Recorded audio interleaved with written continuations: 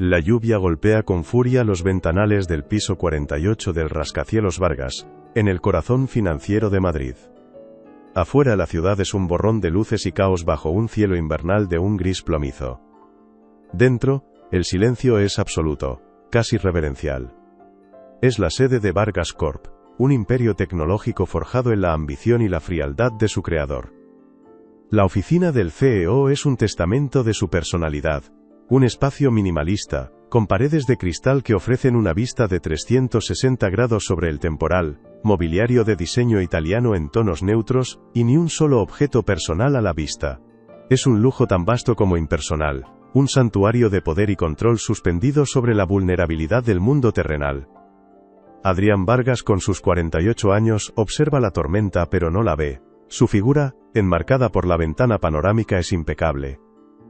Viste un traje de cecna de 3 piezas, color carbón, que se ajusta a su cuerpo como una segunda piel.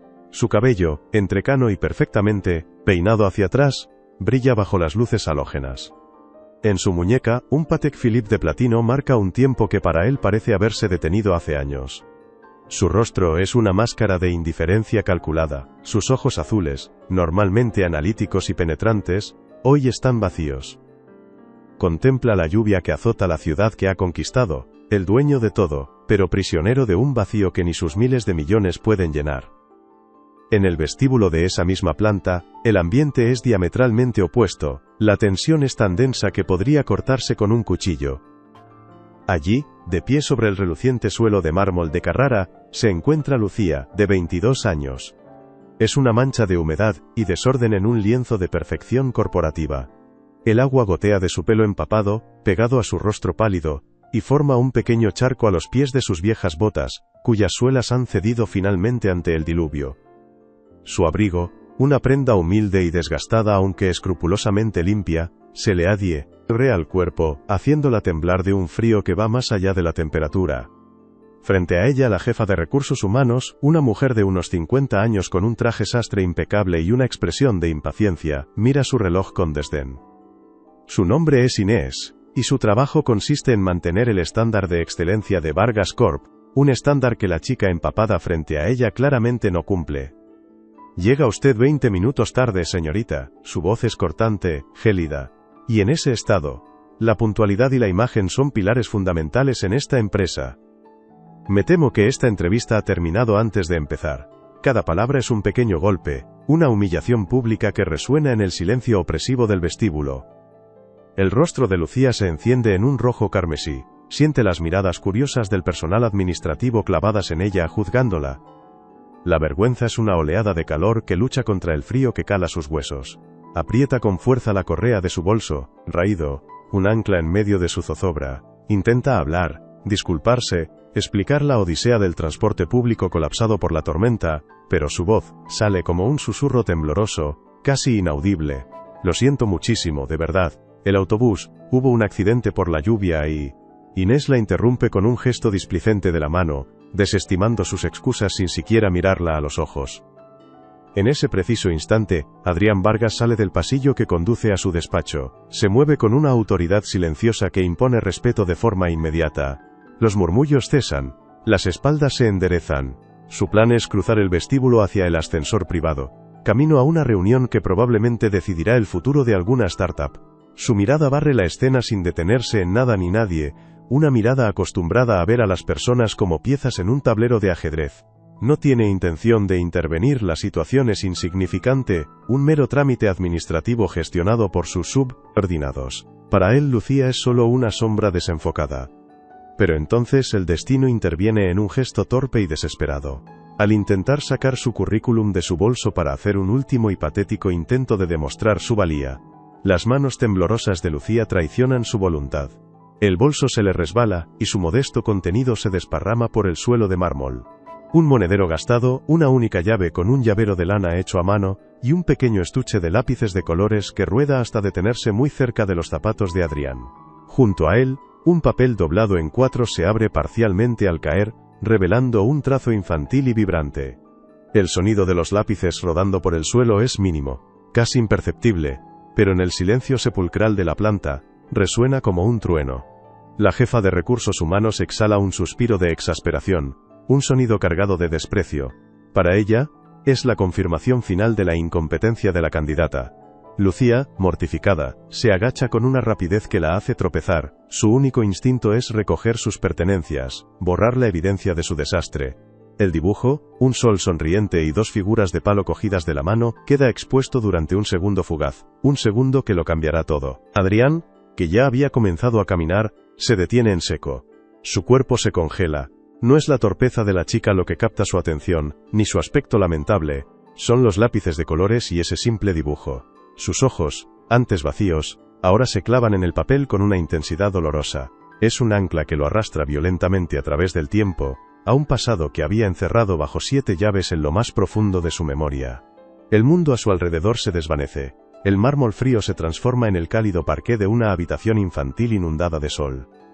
Lucía no se da cuenta de que es observada. Con una agilidad nacida de la desesperación, recoge el estuche de lápices y el dibujo.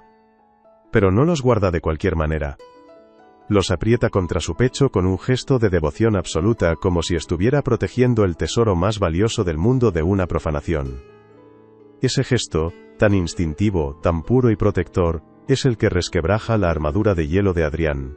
Es un acto de amor incondicional en un lugar donde todo tiene un precio, donde las emociones son vistas como una debilidad. Una imagen fugaz, nítida y brutalmente dolorosa, asalta la mente de Adrián. Unas manos pequeñas, las de su hija Sofía, sujetando con torpeza un lápiz de color azul. El recuerdo de su risa, una melodía que creía haber olvidado, resuena en sus oídos. Sofía, con sus 8 años, amaba dibujar soles sonrientes y familias cogidas de la mano. La similitud es una puñalada directa al corazón, reabriendo una herida que él pensaba que había cicatrizado, pero que solo estaba supurando en la oscuridad. El dolor es tan físico que por un instante le cuesta respirar.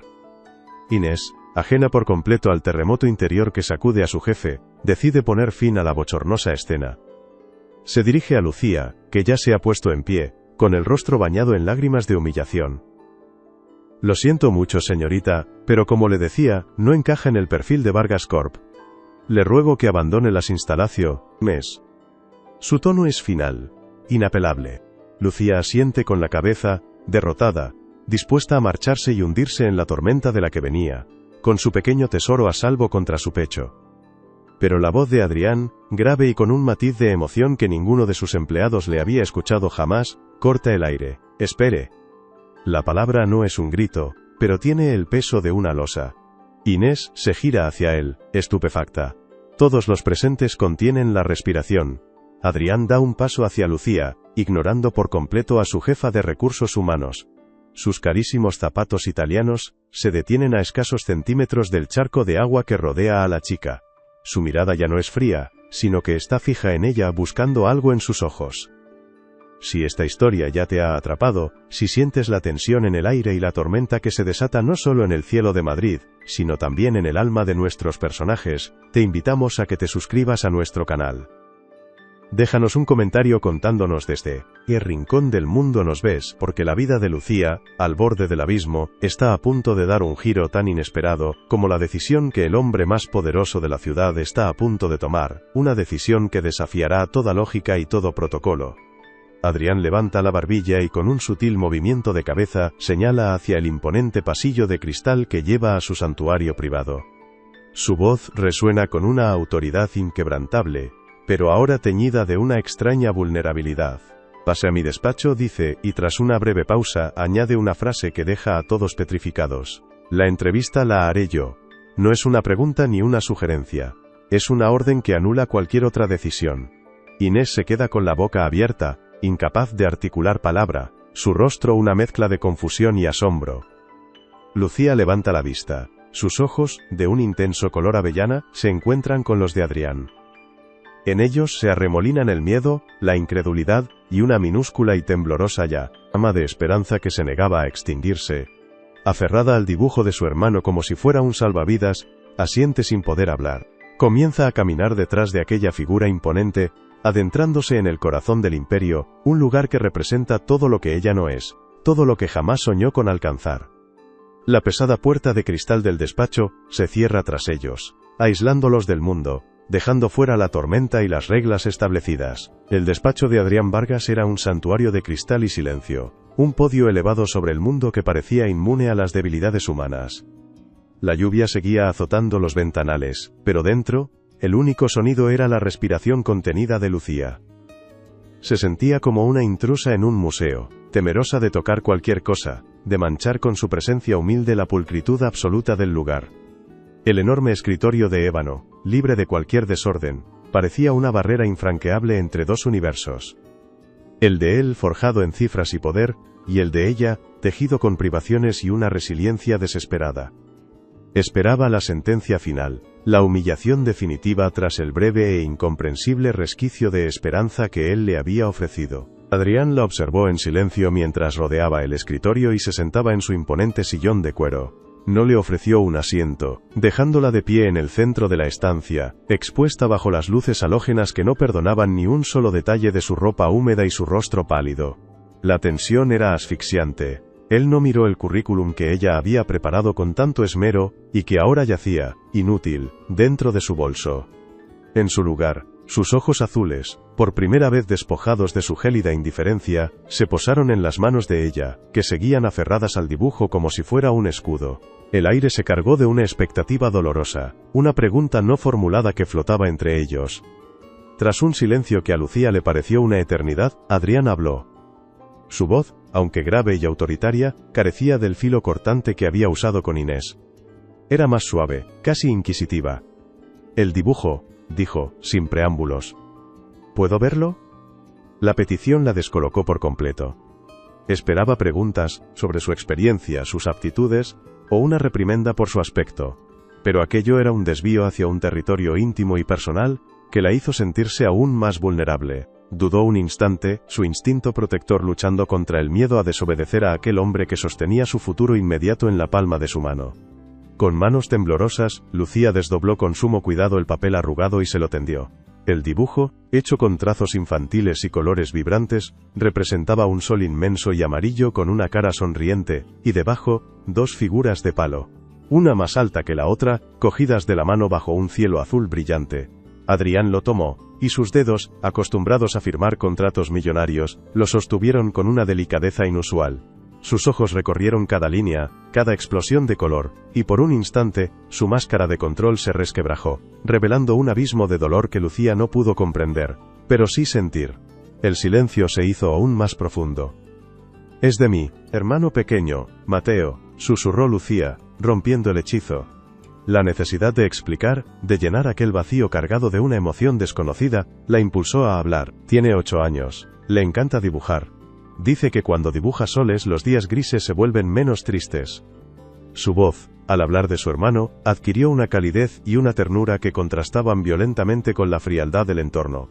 Lo es todo para mí. Nuestros padres fallecieron hace unos años. Solo nos tenemos el uno al otro. La confesión salió de sus labios con una sencillez desarmante, sin un ápice de autocompasión. Adrián no levantó la vista del dibujo. Cada palabra de Lucía era una aguja que se clavaba en su memoria. 8 años, la misma edad que tenía Sofía. Su hija también creía que sus dibujos tenían el poder de cambiar el mundo, de hacer sonreír a la gente. Le hablaba de Mateo, de su luz, de su inocencia, y Adrián solo podía ver el fantasma de la niña que había perdido, un fantasma que había intentado enterrar bajo capas de trabajo, éxito y soledad. El dolor era tan agudo, tan físico, que tuvo que apretar la mandíbula para no emitir ningún sonido. Levantó la vista y sus ojos se encontraron con los de Lucía. En ellos vio una pureza que creía extinta. Fue en ese momento cuando la decisión tomó forma en su mente, una decisión que desafiaba toda lógica empresarial, todo protocolo y toda prudencia. No fue un acto de caridad. Fue algo mucho más egoísta, una necesidad visceral, de mantener esa pequeña llama de autenticidad cerca de él. Era como un hombre muriendo de sed en el desierto que encuentra un minúsculo oasis. Contratarla no era una opción, era una urgencia. Necesitaba esa luz, esa conexión con un mundo de sentimientos puros que él mismo había destruido en su interior. Necesitaba que alguien le recordara que los soles dibujados en un papel podían de verdad ahuyentar la oscuridad. Colocó el dibujo con sumo cuidado sobre la superficie pulida de su escritorio, como si fuera un documento de valor incalculable. Luego, miró a Lucía directamente a los ojos, su expresión ahora serena y decidida. «Empieza mañana», dijo, con una firmeza que no admitía réplica. «A las 9 en punto. Será mi asistente personal». Lucía parpadeó, incrédula. Pensó que había oído mal, que su mente, agotada y estresada, le estaba jugando una mala pasada. «¿Perdón?», balbuceó, su corazón latiendo con una fuerza desbocada en su pecho. ¿Su asistente? La idea era tan absurda, tan imposible, que no podía procesarla. «Ha oído bien», confirmó Adrián, levantándose. Su tono era el de un CEO dando una orden irrevocable. «Inés en Recursos Humanos se encargará de su contrato. Ahora, váyase a casa y descanse. Y dígale a Mateo que su dibujo es extraordinario». Con esas palabras, dio por terminada la entrevista más extraña de la historia de Vargas Corp. Lucía, aturdida, solo pudo asentir con la cabeza. Salió del despacho como en un sueño, dejando atrás a Adrián, quien se quedó de pie, mirando el pequeño sol de papel que brillaba solitario sobre la inmensa y oscura superficie de su escritorio de ébano, un faro inesperado en su larga noche. Los primeros días de Lucía en Vargas Corp fueron como caminar sobre cristales. El murmullo se detenía a su paso por los pasillos. Sentía las miradas clavadas en su espalda, una mezcla de curiosidad, desdén y desconcierto. Inés, la jefa de Recursos Humanos, la trató con una frialdad protocolaria, entregándole los papeles del contrato con una expresión que dejaba claro que consideraba la decisión de Adrián una locura monumental. Para el resto del personal, ella era una anomalía, un error en el sistema perfectamente engrasado de la empresa. Nadie entendía qué hacía una chica sin experiencia ni contactos como asistente personal del intocable Adrián Vargas. Adrián, por su parte, mantuvo una distancia profesional casi cruel. Se comunicaba con ella a través de correos electrónicos escuetos, y le asignaba tareas administrativas sencillas: organizar su agenda, filtrar llamadas, archivar documentos. Era como si quisiera poner a prueba su resistencia, o quizás, como si se arrepintiera de su impulso, y estuviera tratando de mantenerla lo más lejos posible de su espacio personal, a pesar de tenerla físicamente a pocos metros. Lucía, lejos de desanimarse, se aferró a la oportunidad con una gratitud y una diligencia feroces. Quería demostrar que no se habían equivocado, que era digna de esa confianza inexplicable. Pronto, su presencia comenzó a notarse de formas sutiles. La agenda de Adrián, antes un caos de reuniones solapadas y viajes improvisados, empezó a fluir con una lógica y una armonía perfectas. Lucía poseía una inteligencia emocional intuitiva que le permitía anticipar sus necesidades antes de que él las verbalizara. Aprendió a distinguir el tono de sus secretarios, a priorizar las llamadas verdaderamente urgentes, y a crear espacios de silencio en su día, algo que nadie se había atrevido a hacer antes.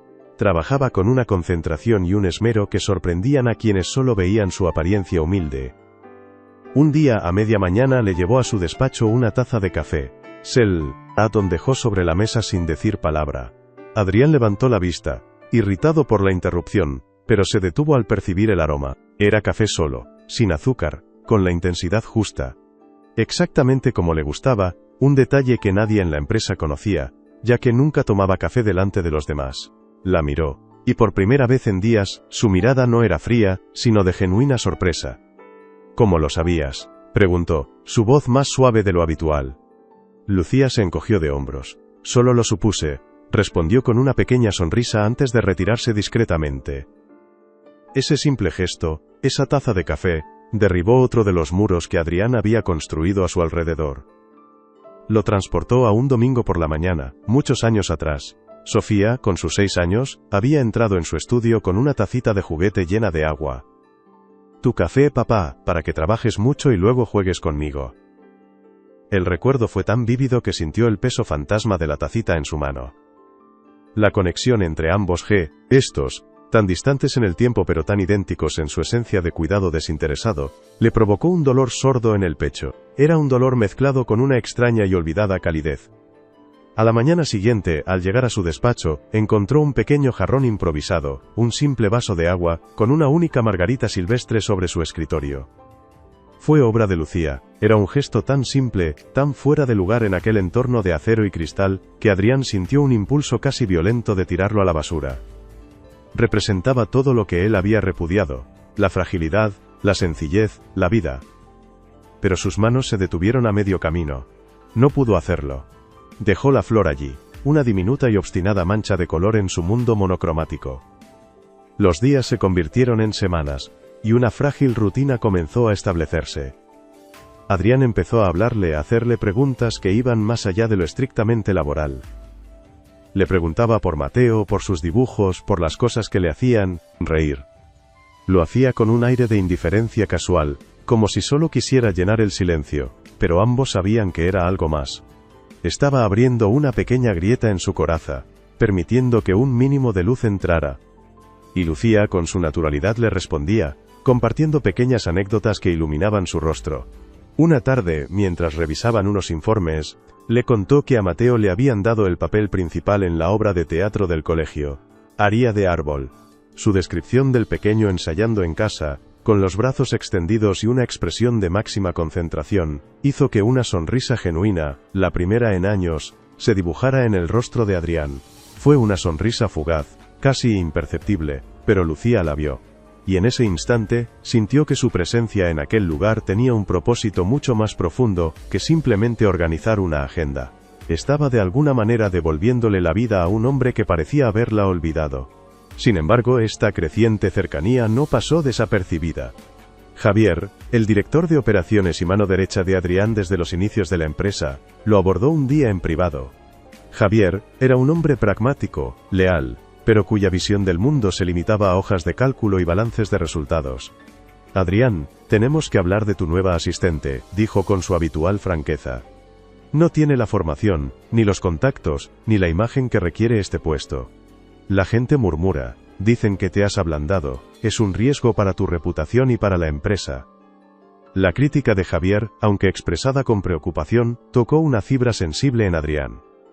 Le recordó su propia vulnerabilidad, el impulso irracional que lo había llevado a contratar a Lucía. El miedo, su viejo compañero, resurgió con fuerza. ¿Y si Javier tenía razón? ¿Y si se estaba exponiendo a un dolor que no podría soportar? La defensa que esgrimió fue fría y cortante. Es mi decisión, Javier. Y es final. Ocúpate de tus asuntos y déjame a mí gestionar los míos. Su tono zanjó la conversación, pero la duda quedó sembrada. A raíz de la conversación con Javier, Adrián volvió a erigir sus muros, se volvió distante, exigente, casi tiránico. Las conversaciones sobre Mateo cesaron. Los buenos días eran respondidos con un gruñido. Le asignaba a Lucía tareas imposibles con plazos absurdos, como si quisiera forzarla a cometer un error, a fallar, para poder justificar ante sí mismo y ante los demás que había sido una mala idea desde el principio. Quería alejarla, apagar esa luz que tanto le asustaba, porque iluminaba rincones de su alma que prefería mantener en la más absoluta oscuridad. Lucía, confundida y dolida por este cambio repentino, no entendía qué había hecho mal. Pasaba de la calidez de un mentor a la frialdad de un verdugo sin transición alguna. Se esforzaba el doble, trabajaba hasta altas horas de la noche, intentando recuperar esa conexión frágil que habían empezado a construir. No se quejaba, no protestaba. Simplemente, aguantaba, con la misma resiliencia silenciosa con la que afrontaba el resto de su vida. Su lealtad no era hacia el CEO de Vargas Corp, sino hacia el hombre que había visto la belleza en el dibujo de su hermano. La tensión alcanzó un punto álgido una tarde lluviosa, muy similar a la del día en que se conocieron. Adrián la había reprendido duramente por un error menor en la reserva de un vuelo. Sus palabras fueron injustas y desproporcionadas. Lucía aguantó las lágrimas hasta que salió de su despacho. Se refugió en el baño, donde finalmente se derrumbó. No lloraba por la humillación laboral, sino por la pérdida de esa esperanza incipiente, la de haber encontrado a alguien que podía ver más allá de su pobreza, alguien a quien creía estar ayudando a sanar. Fue entonces cuando la verdadera crisis golpeó, un tsunami que arrasaría con todas las barreras y defensas. Mientras estaba en su pequeño cubículo, intentando recomponerse, sonó su teléfono móvil. Era un número desconocido. Al otro lado de la línea, la voz preocupada de una profesora del colegio de Mateo. Lucía, soy Marisa, la tutora de Mateo, tienes que venir al hospital, Mateo se ha desmayado en el patio, la ambulancia ya va de camino. El mundo de Lucía se detuvo. El suelo desapareció bajo sus pies, y el único sonido que existía era el zumbido del pánico en sus oídos. El pánico se apoderó de ella, borrando todo lo demás. Salió corriendo de su cubículo, sin coger su bolso, sin pensar en nada más que en llegar junto a su hermano. Irrumpió en el despacho de Adrián sin llamar, con el rostro descompuesto por el terror. «Mateo», fue lo único que pudo articular, con la voz quebrada por el llanto. «Está en el hospital, tengo que irme». Su profesionalismo, su compostura, todo se había hecho añicos, revelando la cruda desesperación de una hermana aterrorizada. Adrián, que estaba en medio de una llamada importante, colgó al instante al verla. La expresión de puro pánico en el rostro de Lucía disolvió su fría, coraza de frialdad en un segundo. El recuerdo de una llamada similar, la que le había anunciado el accidente de Sofía, lo golpeó con la fuerza de un rayo. En ese momento, no vio a su empleada, vio el reflejo de su propio infierno personal. Se levantó de un salto. «Ve», le dijo, su voz firme pero cargada de una empatía que la sorprendió. «No te preocupes por nada de aquí. Coge mi coche, mi chofer te llevará, ve ahora». Las siguientes horas fueron un borrón de pasillos blancos, olor a antiséptico y una espera angustiosa. Lucía, sentada en una silla de plástico incómoda en la sala de espera de urgencias, se sentía más sola que nunca. El chofer de Adrián la había esperado pacientemente, un ancla de normalidad en medio del caos. Finalmente, un médico con el rostro cansado y una expresión grave se acercó a ella. Las palabras que salieron de su boca fueron un golpe devastador. Su hermano tiene una cardiopatía congénita severa. Necesita una operación a corazón abierto. Y la necesita con urgencia. El médico continuó hablando de listas de espera, de costes, de riesgos, pero Lucía ya no escuchaba. Una sola cifra retumbaba en su cabeza. Una cantidad de dinero que era tan astronómica, tan inalcanzable, que bien podría haber sido 1 billón de euros. Era más de lo que ganaría en 10 vidas. La desesperación la envolvió como una mortaja fría. ¿Cómo iba a salvar a su hermano? Estaba completamente sola. La promesa que les había hecho a sus padres en su lecho de muerte, la de cuidar siempre de Mateo, ahora le pesaba como una losa imposible de levantar. Pasó los siguientes 3 días en el hospital, durmiendo en un sillón junto a la cama de Mateo, sosteniendo su mano mientras él dormía, sedado, apenas comía. Envió un par de correos electrónicos escuetos a Adrián, disculpándose por su ausencia, consciente de que cada día que pasaba la acercaba más al despido inevitable. La ironía era cruel. El trabajo que iba a ser su salvación ahora parecía una preocupación trivial frente a la inminencia de perder a la única persona que le quedaba en el mundo. Mientras tanto, en la torre de Vargas Corp, la ausencia de Lucía era un tema candente. Javier volvió a la carga, esta vez con más fuerza. «Adrián, esto confirma lo que te dije, no podemos depender de alguien con una vida tan inestable. Es una carga para la empresa, tienes que dejarla ir. Es lo más sensato». Sus palabras, aunque lógicas desde un punto de vista empresarial, sonaban a sacrilegio en los oídos de Adrián. Despedirla ahora no sería una decisión de negocios, sería un acto de una crueldad insoportable. Adrián se encontraba atrapado en una tormenta interna. Una parte de él, la parte cínica y herida, le gritaba que cortara lazos, que se protegiera. Encariñarse con Lucía y su hermano era una invitación al desastre, una repetición del patrón de pérdida que casi lo destruye. Pero otra parte, la que Lucía había conseguido despertar con su margarita y su café, se negaba a abandonarla. La imagen de su rostro aterrorizado en su despacho se había grabado a fuego en su mente. Dejarla sola en ese momento sería traicionarse a sí mismo de la peor manera posible. Incapaz de soportar la incertidumbre, hizo algo que nunca antes había hecho, usar su poder para un asunto personal. Llamó directamente al director del hospital, un hombre con el que había coincidido en eventos benéficos. Usando un tono que no admitía negativas, pidió un informe completo y honesto sobre el estado de Mateo Sánchez. En cuestión de minutos, tuvo en sus manos la cruda realidad, el diagnóstico, el pronóstico, la urgencia de la intervención, y sobre todo, el coste exacto de la operación que podría salvarle la vida. Al ver la cifra escrita en un papel, Adrián sintió una extraña mezcla de alivio y rabia. Para él, era una suma considerable, pero perfectamente asumible. Podía pagarla sin que afectara en lo más mínimo a su patrimonio. Sin embargo, para Lucía, era una sentencia de muerte. Se dio cuenta de la magnitud de su desesperación, del abismo insalvable que el dinero creaba entre sus mundos. Comprendió que ella no solo luchaba contra una enfermedad, sino contra un sistema que ponía precio a la vida de un niño de 8 años. Y él tenía el poder de cambiar esa ecuación. Lucía, ajena a todo esto, tomó una decisión: no podía seguir fallando en el trabajo y no podía salvar a su hermano. La única opción digna que le quedaba era renunciar. Volvería a la oficina una última vez, daría las gracias al señor Vargas por su incomprensible amabilidad, y luego desaparecería, para enfrentarse a su tragedia en soledad. Se vistió con la ropa del día anterior, se miró en el espejo del baño del hospital, y vio a una mujer derrotada, con los ojos hundidos y el alma rota.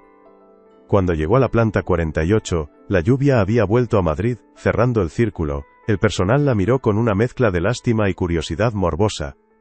Ella caminó con la cabeza alta, aunque por dentro se sentía diminuta. Cada paso sobre el reluciente mármol era un recordatorio de lo lejos, que estaba de pertenecer a ese mundo. Cruzó el vestíbulo y se dirigió directamente hacia la puerta de cristal del despacho de su jefe, preparada para pronunciar las palabras que pondrían fin a su breve sueño. Adrián la vio llegar a través del cristal. Su corazón, un músculo que creía atrofiado, comenzó a latir con fuerza. Sabía por qué estaba allí. Vio la resolución rota en su rostro, la misma dignidad herida que había percibido el primer día. Cuando ella entró, él ya estaba de pie, esperándola. El aire entre ellos estaba cargado de palabras no dichas, de un dolor compartido que trascendía sus diferencias.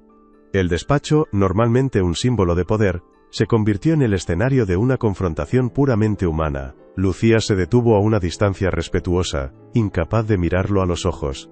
Apretó las manos, sus nudillos blancos por la tensión. «Señor Vargas», comenzó, su voz apenas un susurro tembloroso. «He venido a presentarle mi dimisión. Le agradezco enormemente la oportunidad que me ha dado, pero mi situación personal no pudo continuar». Un nudo en la garganta le impedía hablar. Las lágrimas que había contenido durante días amenazaban con desbordarse. Estaba a punto de romperse frente a él. «No tienes que hacerlo, Lucía». La voz de Adrián fue suave pero firme. La interrumpió antes de que pudiera decir algo irreparable. «Sé lo de Mateo, he hablado con el hospital». Lucía levantó la vista de golpe, la sorpresa y la confusión pintadas en su rostro. «¿Cómo? ¿Por qué?» Un millonario como él no se preocupaba por los problemas de una empleada insignificante.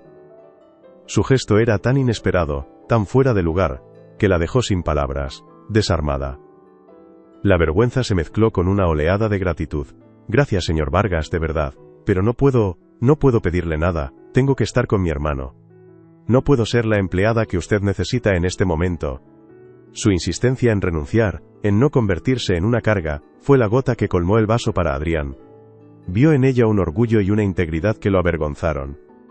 Vio el reflejo de su propia cobardía, de cómo se había escondido del dolor durante años. En ese instante, el dique que contenía su propio sufrimiento se rompió. Dio un paso hacia ella, eliminando la distancia física y jerárquica que los separaba. Ya no era el CEO de Vargas Corp. Era solo un hombre, un padre que había perdido a su hija, y que ahora veía la oportunidad de reescribir la historia, de dar a otro niño la oportunidad que Sofía no tuvo. La miró a los ojos, y los suyos estaban llenos de una emoción cruda y palpable. «No entiendes nada, Lucía», dijo con la voz quebrada. «Cuando tenía la edad de tu hermano», continuó, y cada palabra le costaba un mundo, «mi hija enfermó, Sofía, se llamaba Sofía. Y yo tenía todo el dinero del mundo, todo el poder que te puedas imaginar, y no sirvió de nada, no pude hacer nada para salvarla». La confesión quedó suspendida en el aire, un secreto doloroso que finalmente veía la luz. Lucía lo miró, y por primera vez, no vio a un millonario, sino a un hombre devastado por el dolor. Un dolor que ella, en ese momento, comprendía perfectamente.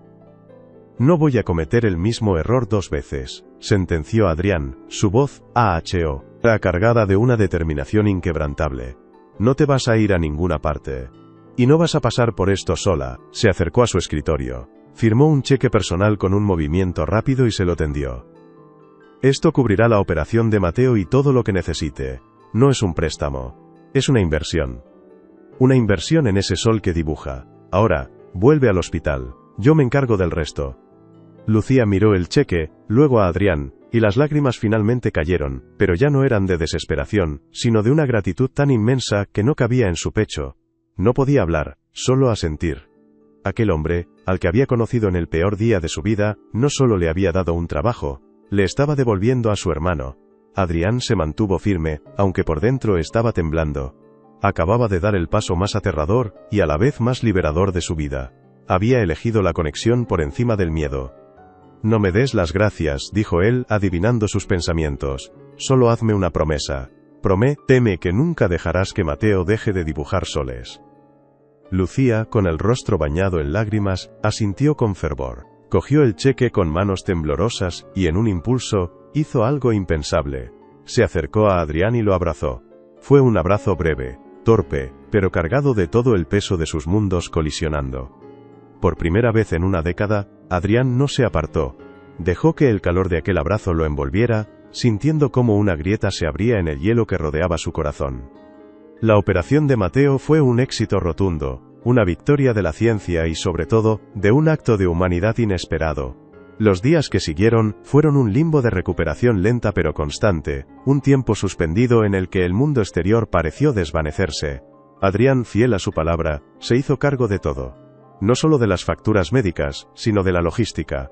Envió comida al hospital para Lucía, se aseguró de que tuviera ropa limpia, y contrató a la mejor enfermera privada para supervisar el post-operatorio de Mateo, liberando a Lucía de la carga técnica para que pudiera centrarse únicamente en ser una hermana. Adrián visitaba el hospital casi a diario. Al principio, sus visitas eran breves y formales, enmarcadas en la excusa de supervisar su inversión. Se quedaba en la puerta, preguntaba por los progresos de Mateo con un tono casi clínico y se marchaba. Pero poco a poco, sus defensas comenzaron a ceder. La sonrisa adormilada de Mateo, la gratitud silenciosa en los ojos de Lucía, y el ambiente de esperanza que impregnaba la pequeña habitación del hospital, comenzaron a erosionar el hielo que había rodeado su corazón durante una década. Era un antídoto lento pero poderoso contra su propia soledad. Un día, Adrián llegó con un regalo. No era un juguete caro, ni un dispositivo tecnológico. Era un set de lápices de colores profesionales, y un bloc de dibujo de papel grueso. Se lo entregó a Mateo con una torpeza que desmentía su habitual seguridad. «Para que sigas dibujando soles», dijo, su voz apenas un susurro. Mateo, aún débil pero con los ojos brillantes, lo tomó y, con la ayuda de Lucía, dibujó la primera figura, un hombre alto y de pelo canoso, con una sonrisa tímida. Lo tituló, «El guardián de los soles». Adrián se quedó mirando el dibujo, con una emoción tan intensa que tuvo que girarse para que no vieran las lágrimas en sus ojos. Ese dibujo se convirtió en un punto de inflexión. Adrián dejó de ser el señor Vargas para convertirse simplemente en Adrián. Empezó a quedarse más tiempo en sus visitas, a veces leyendo cuentos a Mateo con una voz grave que al principio sonaba fuera de lugar, pero que pronto se convirtió en la banda sonora de la recuperación del niño. Contaba historias de mundos lejanos y héroes valientes, y mientras lo hacía, no solo entretenía al pequeño, sino que se curaba a sí mismo, reconstruyendo los pedazos de la paternidad que creía haber perdido para siempre. Lucía observaba esta transformación con una mezcla de asombro y una ternura infinita. Veía al hombre detrás del millonario, a la figura paterna que emergía de las ruinas de una tragedia personal. Su relación con Adrián evolucionó hacia una complicidad silenciosa, una amistad forjada en la adversidad y cimentada en un profundo respeto mutuo. Hablaban de todo y de nada, compartiendo miedos, sueños y anécdotas del pasado. Él le habló de Sofía, no con el dolor agudo de la confesión inicial, sino con la melancolía serena de quien empieza a aceptar. Cuando Mateo finalmente recibió el alta, Adrián estaba allí para llevarlos a casa. Pero no los llevó al pequeño y humilde piso de Lucía. Su chofer los condujo a las afueras de Madrid, a una zona residencial arbolada y tranquila. Se detuvieron frente a una casa de 2 plantas con un jardín delantero lleno de flores. «Vivía aquí con mi mujer y mi hija», explicó Adrián, su voz teñida de nostalgia. «Después de lo que pasó, la cerré, no podía soportar los recuerdos. Pero creo que ya es hora de que esta casa vuelva a tener risas». Lucía se quedó sin palabras. La casa era un hogar, no una simple vivienda. Tenía el calor de los recuerdos felices impregnado en sus paredes. «No puedo aceptar esto, Adrián», susurró ella, abrumada por la magnitud del gesto. Él la miró, y su expresión era la más seria y sincera que ella le había visto jamás. «No te lo estoy ofreciendo, Lucía, te lo estoy pidiendo. Os necesito aquí. Esta casa necesita a un niño que dibuje soles en las paredes, y a una mujer que ponga margaritas en los jarrones. Me necesitáis a mí tanto como yo os necesito a vosotros». La declaración no era romántica, era algo mucho más profundo. Era el reconocimiento de que se habían convertido en una familia, una unidad extraña y hermosa nacida de la casualidad y el dolor compartido. Era una propuesta de vida, una invitación a construir un futuro juntos sobre los cimientos de sus respectivos pasados rotos. Lucía miró a Mateo, que observaba el jardín con los ojos abiertos como platos, y luego miró a Adrián, al hombre que había pasado de ser un extraño intimidante a su pilar, su confidente, su salvador. Y supo cuál era la respuesta. Esa tarde, en el jardín trasero de la casa, mientras el sol del atardecer teñía el cielo de tonos anaranjados y dorados, Adrián sacó unos papeles de un maletín. Eran documentos legales. Se sentó junto a Lucía en un banco de madera, mientras Mateo intentaba torpemente hacer un gol en una pequeña portería que Adrián había comprado. «Hay una cosa más», dijo él con calma. «He estado hablando con mis abogados.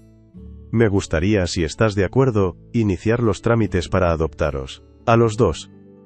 La propuesta la golpeó con la fuerza de una ola. Adopción. Un apellido. Una familia legal y reconocida.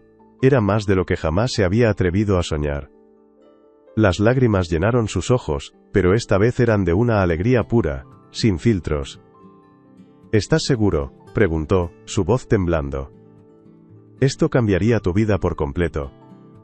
Adrián sonrió, una sonrisa genuina y llena de paz. «Mi vida ya ha cambiado, Lucía.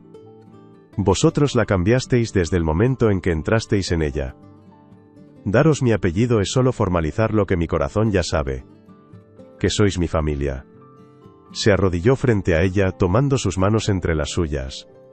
Ya no era el poderoso CEO, sino un hombre pidiendo la oportunidad de amar y ser amado. «Lucía, me has enseñado que la verdad de la riqueza no está en las cuentas bancarias, sino en tener a alguien por quien luchar, en tener un hogar al que volver. Déjame ser ese hogar para ti y para Mateo, déjame ser vuestro padre». El sol se reflejaba en sus ojos, y en ellos, Lucía vio el reflejo de un futuro lleno de luz, un futuro donde los tres, juntos, podrían sanar y ser felices. En ese momento, el ciclo de dolor de Adrián se cerró.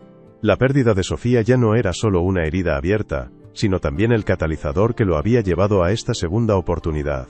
Su amor por su hija se había transformado, expandiéndose para acoger a Lucía y a Mateo. No los estaba reemplazando.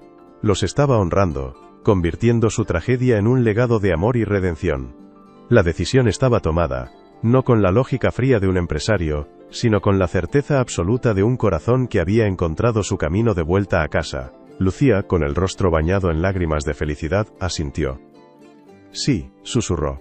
«Sí, queremos ser tu familia». Adrián la abrazó, un abrazo que sellaba una promesa de por vida. Mateo, al verlos, corrió hacia ellos y se unió al abrazo, formando un círculo de amor inquebrantable bajo el cielo crepuscular.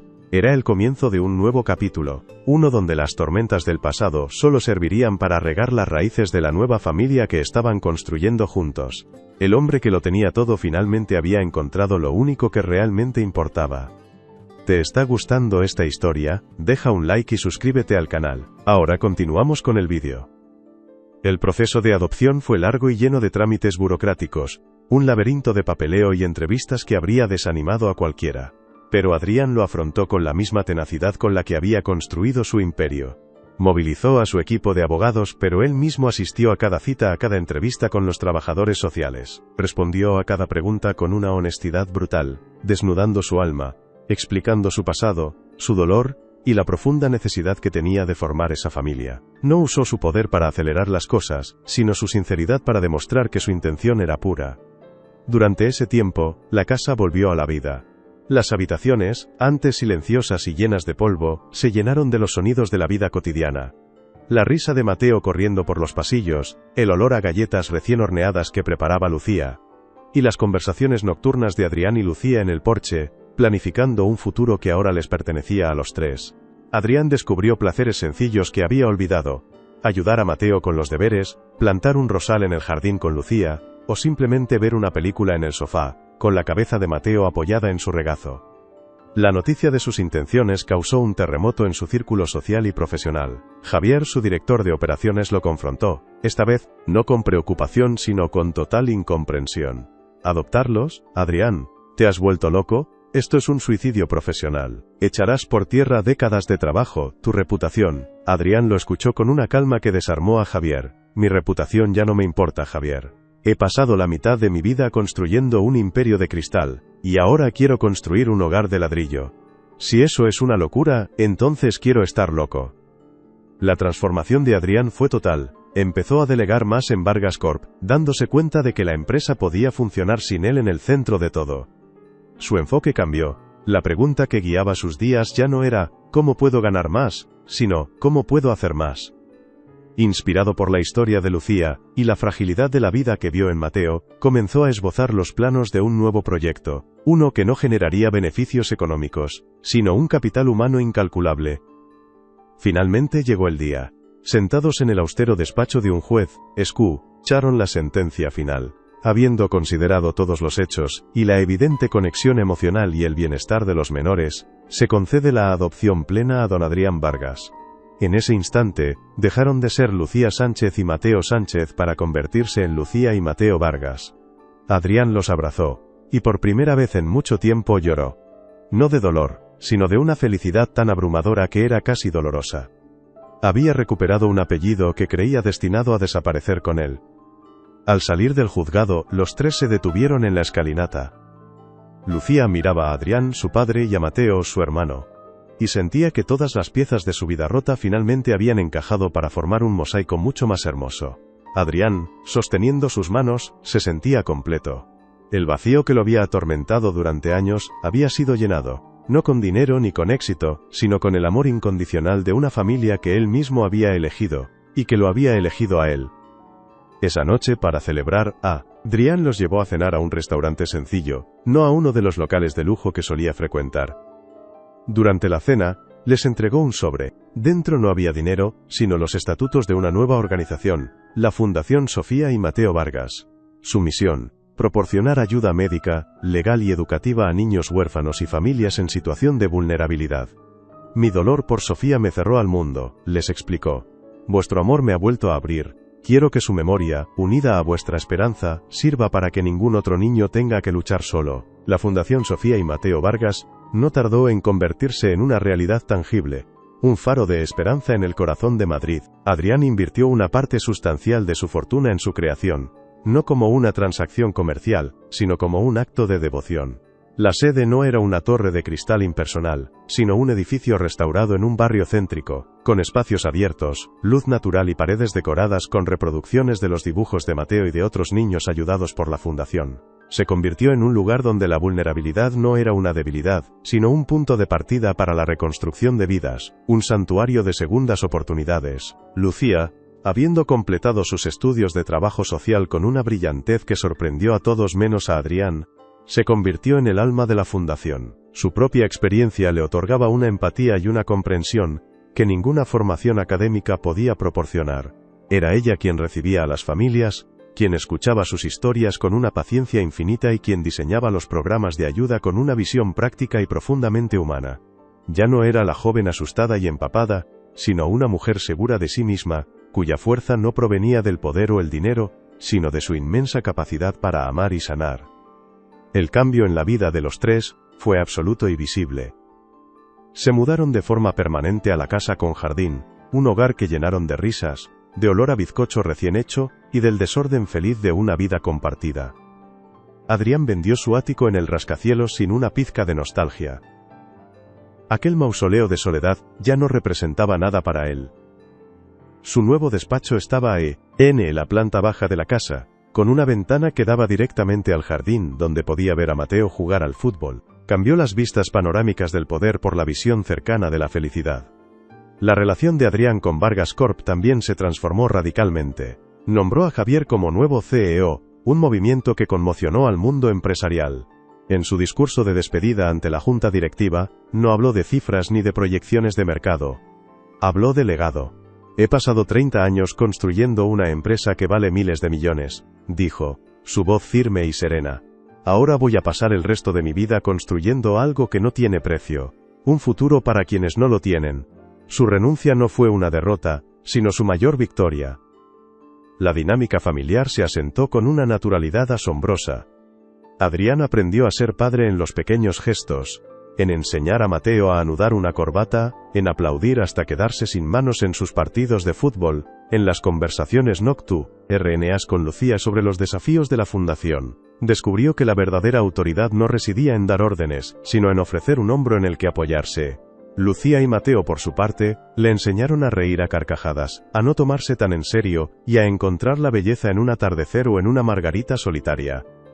Un año después de la adopción, celebraron el cumpleaños de Mateo en el jardín. No hubo una fiesta extravagante, sino una reunión íntima con los nuevos amigos del colegio y algunos niños de la fundación. Adrián, con un delantal manchado de chocolate, se encargó de la barbacoa, riendo y bromeando con los niños. Lucía lo observaba desde el porche, con el corazón rebosante de una gratitud serena. Vio al hombre que había renunciado a un imperio por ellos, y entendió que, en realidad, había ganado un reino infinitamente más valioso. La reconciliación de Adrián con su propio pasado fue un proceso lento y silencioso. Una tarde, subió al desván con Lucía y abrió por primera vez en más de una década las cajas que contenían las pertenencias de Sofía. Juntos, miraron sus dibujos, sus juguetes, sus fotografías. No fue un momento de dolor desgarrador, sino de dulce melancolía. Ella te habría adorado, le dijo Adrián a Lucía, con los ojos húmedos, y estaría muy orgullosa de lo que estamos haciendo. Por primera vez el recuerdo de Sofía no era una sombra, sino una presencia luminosa que bendecía su nueva vida. Esta nueva paz interior se reflejó en cada aspecto de su existencia. Adrián Vargas, el tiburón de los negocios, el hombre temido y respetado, desapareció para dar paso a un filántropo dedicado, un padre amoroso, y un hombre en paz consigo mismo. Su historia, que al principio fue un cotilleo en los círculos financieros, se convirtió en una leyenda inspiradora. Demostró que la redención era posible, que el dinero podía ser una herramienta para el bien, y que la familia era aquello que se construía con amor, sin importar los lazos de sangre. La Fundación Sofía, y que Mateo Vargas creció exponencialmente, no en tamaño, sino en impacto. Se especializaron en casos complejos, en aquellos niños que el sistema había dejado atrás. Adrián usó su antigua red de contactos, no para cerrar tratos, sino para abrir puertas. Consiguió los mejores médicos, los mejores abogados, las mejores oportunidades educativas para sus niños, como él los llamaba. Cada vida que cambiaban era un tributo a Sofía y una celebración de la familia que había formado con Lucía y Mateo. Lucía, por su parte, se convirtió en una voz respetada en el ámbito del bienestar social. Daba conferencias, no con la arrogancia de una experta, sino con la humildad de quien ha vivido el sufrimiento en carne propia.